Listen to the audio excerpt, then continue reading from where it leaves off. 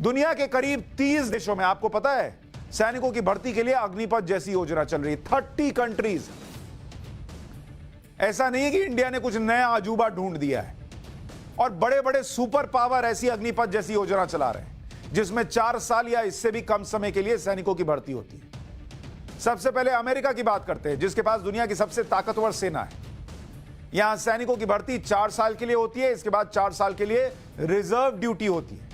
किसी युद्ध या इमरजेंसी की स्थिति में इन्हें ड्यूटी पर बुलाया जा सकता है। अगर अमेरिकी सैनिक 20 साल तक सेना में ड्यूटी करते तो उन्हें पेंशन मिलती है। 20 साल से कम ड्यूटी पर सिर्फ भत्ता दिया जाता है। अमेरिका के बाद रूस के पास दुनिया की दूसरी सबसे ताकतवर सेना है। यहां 18 से 27 साल के हर नागरिक के लिए आर्मी ट्रेनिंग अनिवार्य है।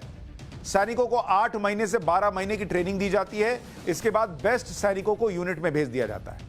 जो बच जाते हैं वो ट्रेनिंग खत्म के बाद सेना के बाहर दूसरे काम कर सकते हैं। युद्ध की स्थिति में ऐसे ट्रेंड सैनिकों को आर्मी यूनिट्स ड्यूटी पर बुला सकती है। भारत के पड़ोसी देश चीन, उसके पास दुनिया की सबसे बड़ी सेना है। चीन ने 2035 तक सेना के मॉडर्नाइजेशन का लक्ष्य रखा है, जिसकी वजह से पिछले कुछ सालों में चीन ने सैनिकों की भर्ती से ज्यादा मॉडर्नाइजेशन पर काम किया। चीन की सेना में भर्ती के लिए अग्निपथ जैसी योजना है। चीन की थल सेना में सैनिकों की भर्ती 3 साल के लिए होती है। नौसेना और वायुसेना में यह 4 साल की होती है। सैनिक ज्यादा से ज्यादा 12 साल तक सेना में सक्रिय सेवा दे सकते हैं। यूरोप में फ्रांस के पास सबसे ज्यादा सैनिक हैं।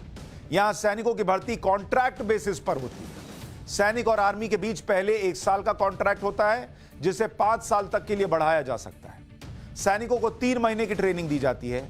फ्रांस की आर्मी में कम से कम 19 साल सेवा देने वाले को ही पेंशन मिलती है। इजराइल एक और पावरफुल कंट्री, वहां आर्मी को दुनिया की सबसे स्मार्ट मिलिट्री यूनिट माना जाता है। यहां के हर नागरिक के लिए आर्मी में भर्ती होना अनिवार्य है। 1948 में इजराइल के आजाद होने के बाद से ही यह नियम लागू हो चुका है। पुरुषों को 3 साल और महिलाओं को 2 साल सेना में ड्यूटी करनी ही पड़ती है। 3 साल और 2 साल की ड्यूटी करने के बाद करीब 10% सैनिकों का यूनिट्स में सिलेक्शन होता है। मात्र 10%। जो सैनिक आगे के लिए सेलेक्ट होते हैं उनके साथ ज्यादा से ज्यादा 7 साल का कॉन्ट्रैक्ट होता है। 12 साल तक इजरायली सेना में काम करने वालों को पेंशन भी दी जाती है। यानी दुनिया में यही कुछ चल रहा है। ऐसी ही अग्निपथ जैसी स्कीम चल रही है जो भारत में चल रही है। लेकिन भारत में जिस तरीके का विरोध हो रहा है वो दुनिया में कहीं नहीं हो रहा। अग्निपथ को लेकर जो जानकारियां हैं वो आपको लगातार दे रहा हूं। उसके बाद भी कोई चिंता है, कोई वजह बचती है, हमसे संपर्क कीजिए, हम मुद्दा उठाएंगे। नहीं रहे सरकार से सीधे बात कीजिए, नहीं है कोर्ट चले जाइए।